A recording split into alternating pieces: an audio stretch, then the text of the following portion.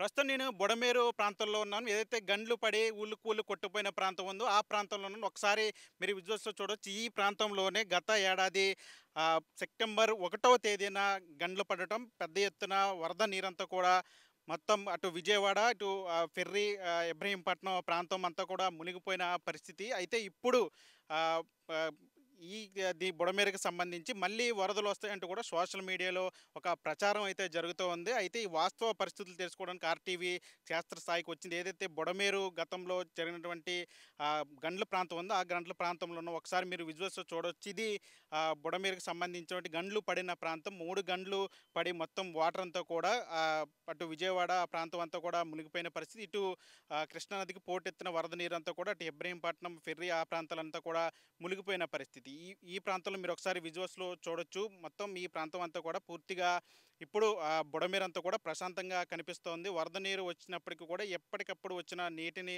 కిందకు వదులుతూ అటు కృష్ణా నదికి వదిలేయటంతో ఇప్పుడు వరద నీరంతా కూడా ముందుకు వెళ్ళిపోతున్న పరిస్థితి కనిపిస్తుంది. ప్రస్తుతం బుడమేరంతా కూడా ప్రశాంతంగా కనిపిస్తుంది. ఇక్కడ మీరొకసారి విజువల్స్‌లో క్లియర్‌గా చూడొచ్చు. ఇది గండ్లు పడిన ప్రాంతం. ఈ ప్రాంతం అంతా కూడా అప్పుడు నీటిపారుదల శాఖ మంత్రిగా ఉన్నటువంటి నిమ్మల రామానాయుడు దగ్గరుండి ఈ ప్రాంతం అంతా కూడా పూర్తిగా కూడా దీన్ని ఈ వర్క్ చేయించిన పరిస్థితి. రాత్రింబవళ్ళు కూడా కష్టపడి ఈ ప్రాంతం అంతా కూడా పూర్తి చేసిన పరిస్థితి. మొత్తం ఇదంతా కూడా ఒకసారి మీరు విజువల్స్‌లో క్లియర్‌గా చూడొచ్చు.